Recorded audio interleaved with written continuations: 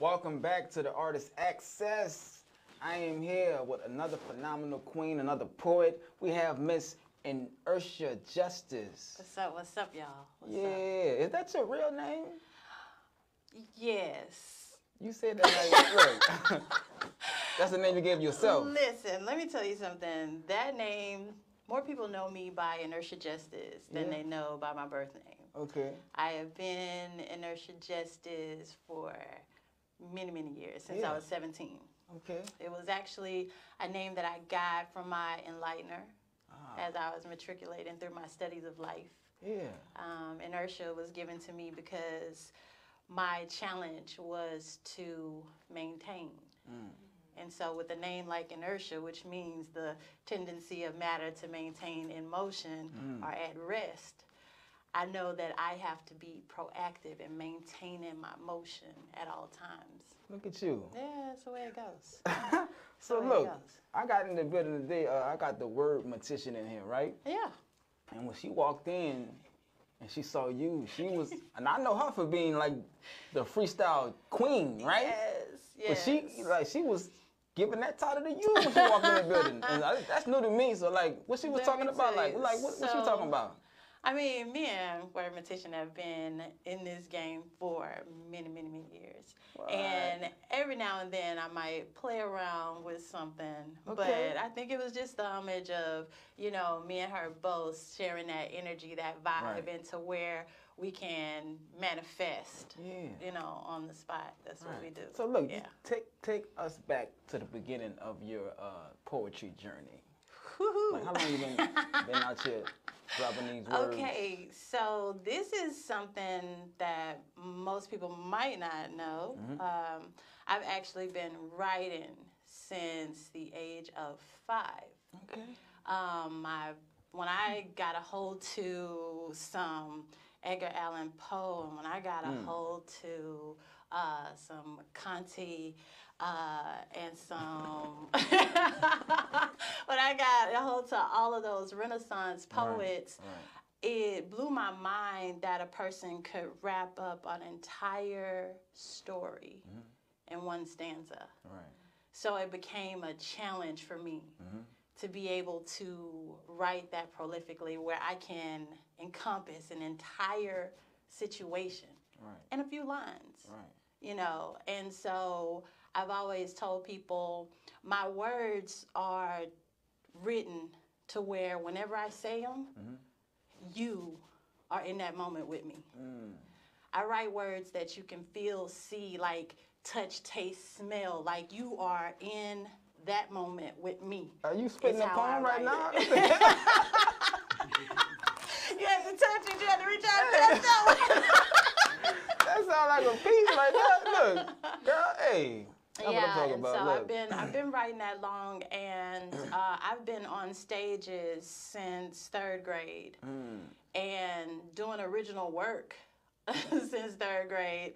I know that this is my calling because I didn't, of course, you're in 3rd grade, you ain't trying to book shows, you know, but my teachers, and these weren't necessarily arts and crafts teachers or choir teachers, these were just regular teachers through the building. They were putting on events, and they're like, hey, yeah, we want you up there to do it.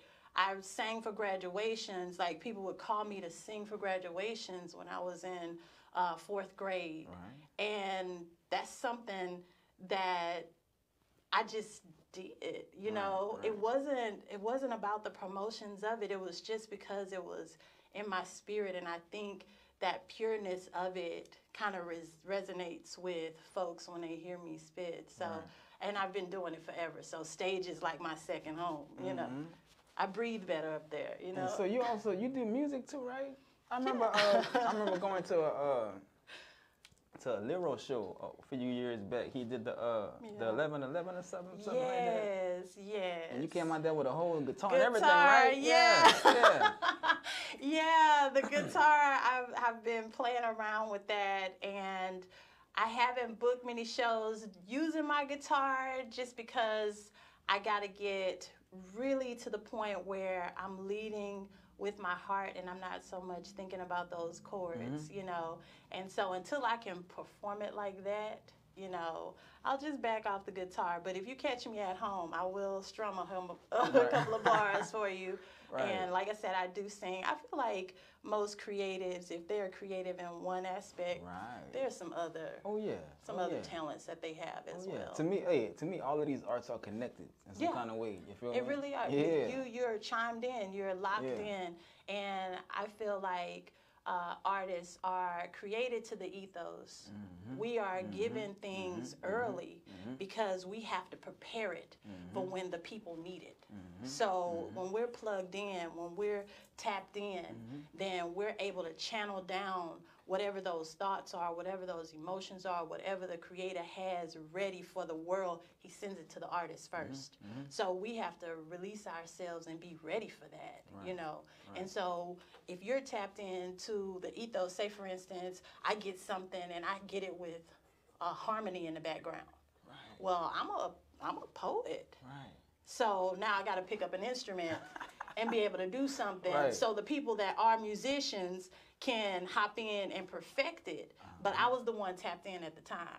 So that's why I say I feel like if you're creative in one thing, you're creative in all things.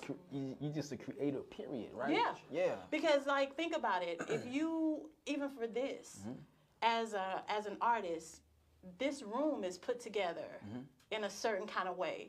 That's art. You know, arranging different things, putting together different sounds and lightings and things like that. All of that is art, and it had to be a vision in there, and then the sound has to come through a certain kind of way.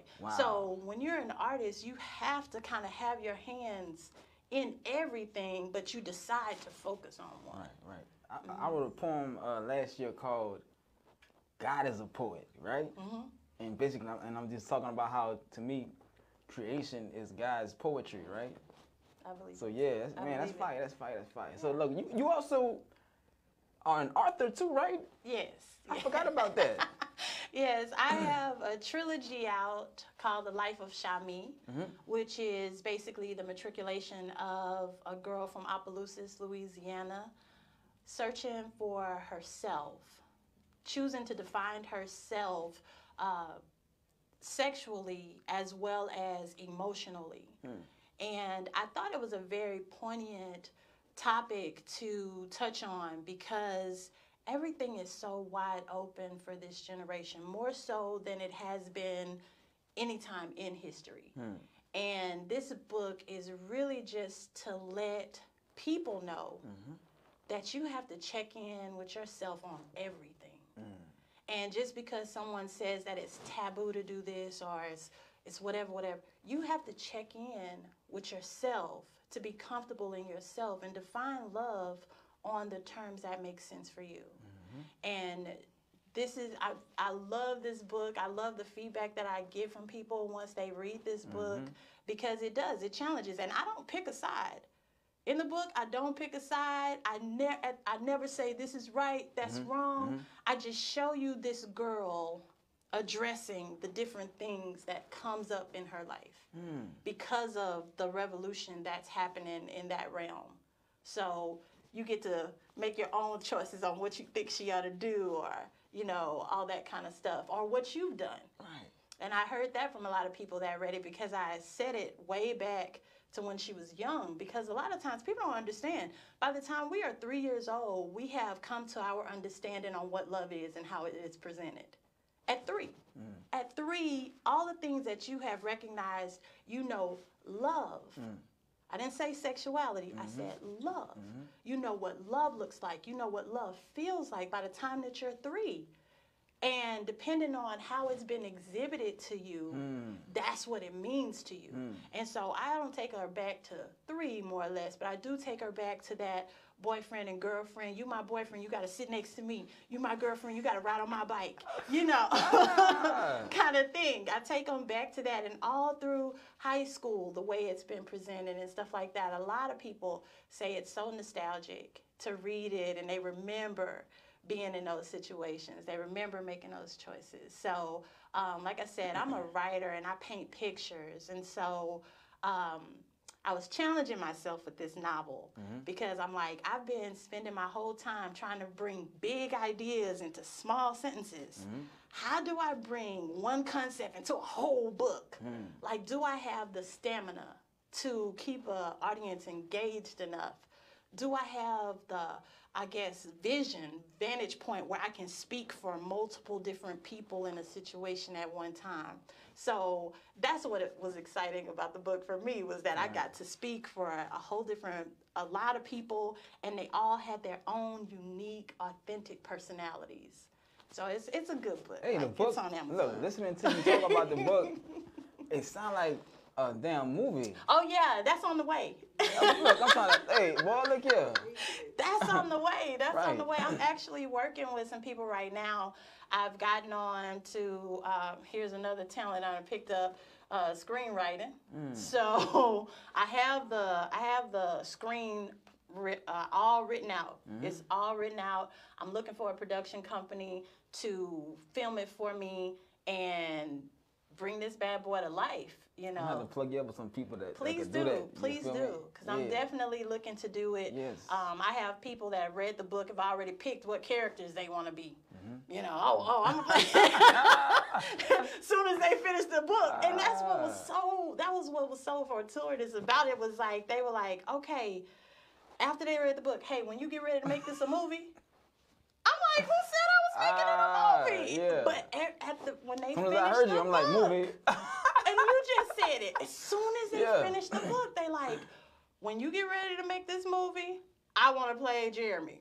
I want to play Shami. I want to play Deja. You know, they're already picking the characters that they want to be. And so I was excited about that. And I'm like, let me get a production company. And, you know, the auditions will be held. Look at that. You done found a whole nother gift you got. There you go. Writing movies, writing scripts. If you're an artist, you're an artist. You're an artist. Yeah. That's how I feel. Yeah. Yes. So look, man, y'all heard this young lady. She is, look, your whole interview sound like a one big poem. You hear me? I'm serious. Look, hey, y'all make sure y'all follow her. Please do. And get the book. I want the book now. You feel me? I got you. Yes. So look, we're gonna pay some more bills. And look, before we go, if y'all don't know about this Zoa, this is a new energy drink by the Rock, Dwayne Johnson. I drink this every morning before I go to work, and it have me up and ready to get busy. I take it before I go to the gym sometimes. Y'all need some of this Zoa in your life. You heard me? Get it? You heard me? So look, we're gonna take a commercial break. When we come back, and Ursha gonna be giving us a nice fire poem. So y'all stay tuned. This is the Artist Access, and your access is now being granted.